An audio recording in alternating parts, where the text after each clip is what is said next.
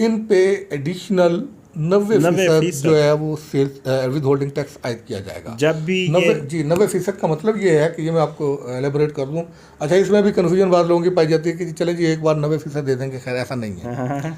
Prepaid हो post paid हो, दोनों सार्फिन उनका डेटा हो या दूसरी सिम हो। बिस्मिल्लाहिर्रहमानिर्रहीम, अस्सलाम वालेकुम। मैं शाहिद सकलैन हूँ। आप मुझे मेरे यूट्यूब चैनल फेसबुक पेज पे देख रहे हैं। आज 13 मई है और पीर का दिन है। बहुत ही अहम मामले के ऊपर गुफ्तगू करने के लिए मेरे साथ मेरे सीनियर सहाफ़ी भाई इरशाद अंसारी साहब मौजूद है और मामला है मेरा, आपका, हम सब का।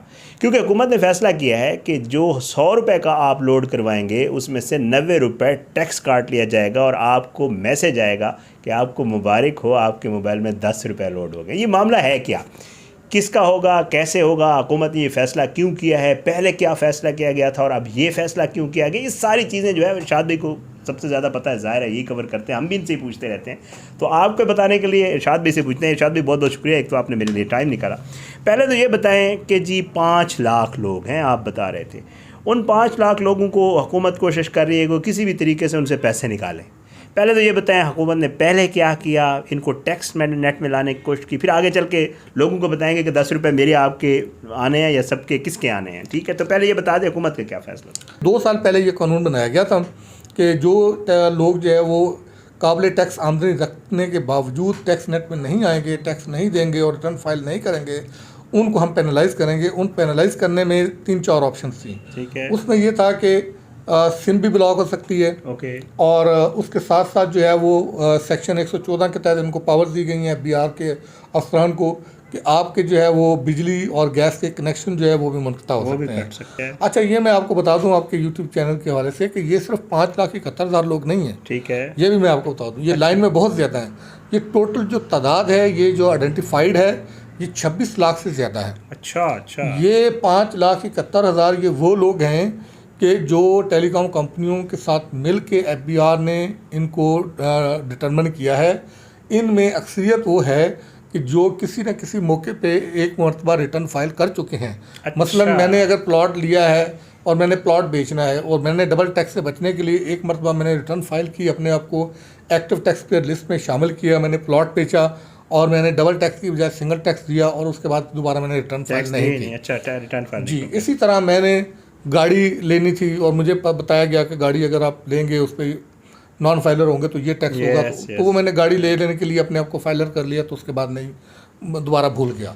यानी कि ये वो लोग हैं कि जो हाई इनकम वाले हैं, जो काबिल टैक्स इनकम रखते हैं लेकिन उसके बावजूद नेट में नहीं आ रहे। फिर ये तय हुआ कि 5,000 पर डे के हिसाब से जो FBR बैच भिजवाएगा और उस बैच की जो है वो मैसेजेस भी करेंगे वो, और साथ में जो है वो जो क्रिटिकल लोग होंगे जो मैसेज को बिल्कुल इग्नोर करेंगे उनकी सिम ब्लॉक कर दी जाएगी और ब्लॉक करके बता दिया जाएगा।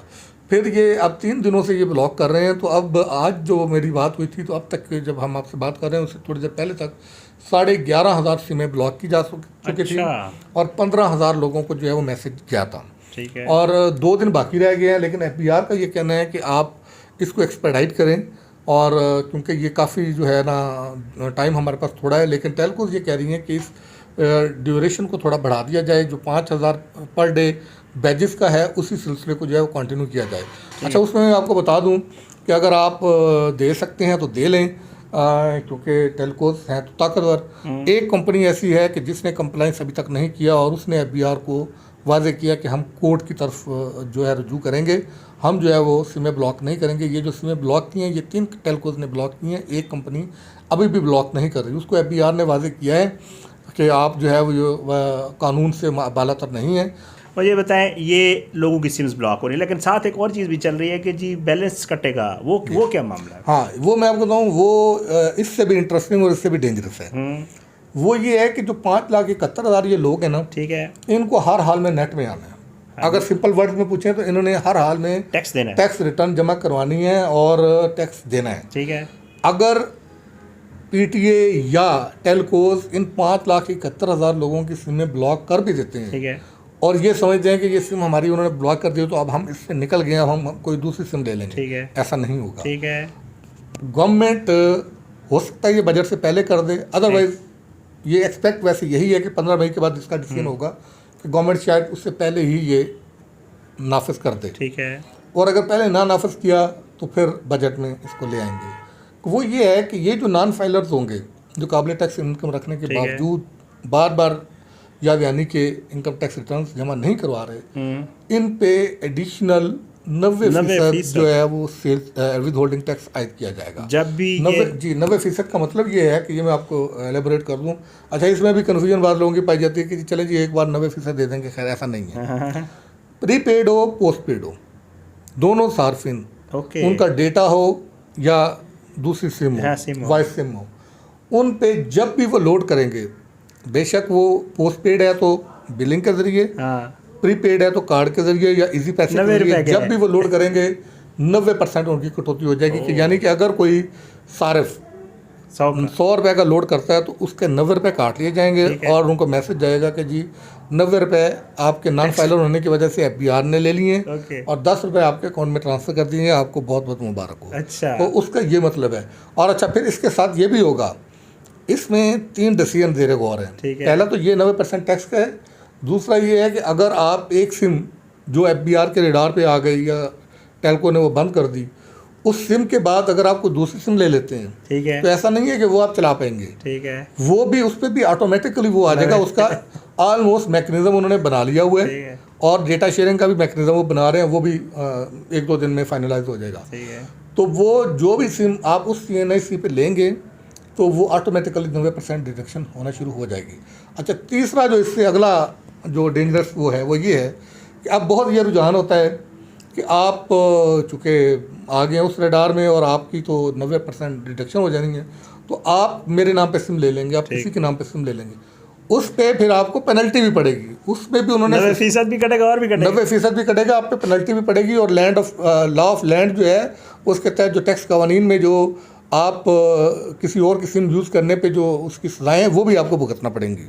ठीक है, तो ये गवर्नमेंट काफ़ी जो है वो मुझे ये बताएं, बस मेरे ख्याल वीडियो भी लंबी होगी, मुझे ये बता दें कि मैं आप, क्योंकि लोग हमसे पूछते हैं, जो बाहर रेडी वाला है, जो आम बार काम कर रहा है, मोबाइल फ़ोन तो सबके पास है, लोग ये कहते हैं कि ये कैसे पता चलेगा कि वो बंदा टैक्स नेट में आ सकता है या टैक्सेबल अमाउंट या वो क्योंकि देखें आम आदमी जो बाहर फिर रहा है हर कोई ये समझ रहा है कि मेरी सिम भी बंद हो जानी या मेरे पे भी न, तो सब पे लगेगा, या ये वही लोग हैं जिन्होंने मतलब इतना टैक्सेबल इनकम किस तरह आप देखिए, फ़िलहाल तो ये वो लोग हैं जो मैंने आपको बताया 5 लाख और 71,000 के करीब बनते हैं, 5,70,000 समथिंग है। ठीक है, ये वो लोग हैं जो डिटर्मिन हो चुके हैं, जिनकी आमदनी, जिनके शवाहिद सबूत FBR के पास हैं कि इन टैक्सेबल जी टैक्सेबल है। और जो मैंने आपको पहले फिगर दिया कि जो टोटल तादाद है नॉन फाइलर्स की जो टैक्स नेट में आ सकते हैं लेकिन नहीं आ रहे और जिनकी निशानदेही FBR ने की, वो 26 लाख है। कैसे मुझे थोड़ा सा देखिए, उसके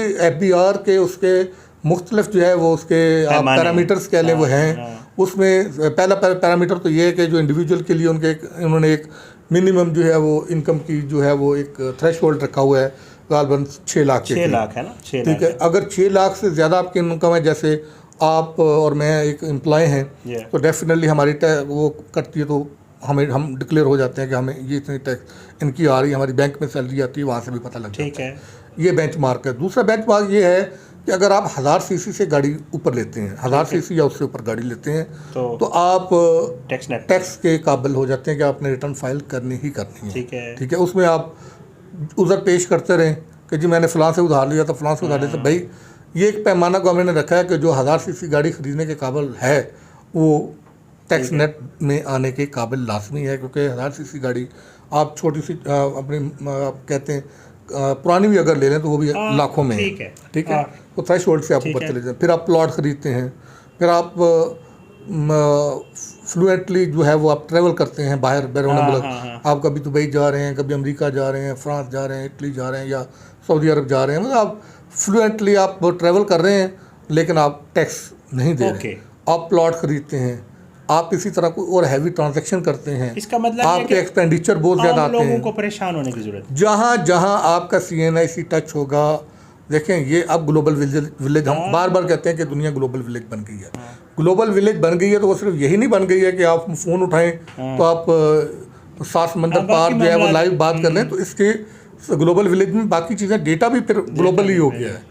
वो जो आप आम आदमी को परेशान होने की ज़रूरत नहीं है। आम आदमी को परेशान होने की ज़रूरत नहीं है। कि पंजाबी की एक मिसाल है कि जिन्हें खाती हैं गाजरा उधर टेढ़ पेट। ठीक है। जिसने टैक्स बचाया, टैक्स चोरी किया या अवॉइड किया, उसको सोचने की और परेशान होने की ज़रूरत है, बाकी आम लोग और बाकी आम लोगों को नहीं। बहुत बहुत शुक्रिया इरशाद भाई से, बड़ा हमने ज़बरदस्त एक डिटेल्ड वो ले लिया, और आपको भी और मुझे भी और हम सबको पता चल गया कि ये जो सिम ब्लॉक वाला है या 90 रुपये टैक्स कटने वाला है, ये आम लोगों के लिए नहीं है, बल्कि उन ख़ास लोगों के लिए है जिनके पास पैसे भी हैं, वो चीज़ें भी ख़रीदते हैं, ट्रैवल भी करते हैं, लेकिन टैक्स नहीं देते। बहरहाल इजाज़त है, इंशाअल्लाह अगली वीडियो में मुलाकात होगी। पाकिस्तान जिंदाबाद। अल्लाह हाफ़िज़।